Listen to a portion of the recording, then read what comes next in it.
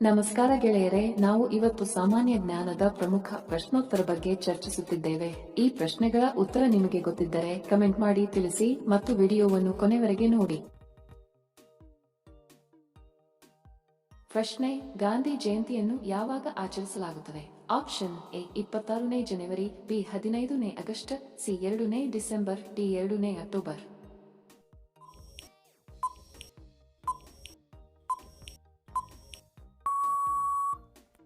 ಸರಿ ಉತ್ತರ option D 2ನೇ October.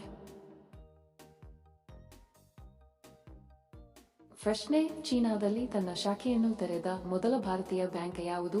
Option A union bank, B SBI bank, C Maharashtra bank, D Punjab bank.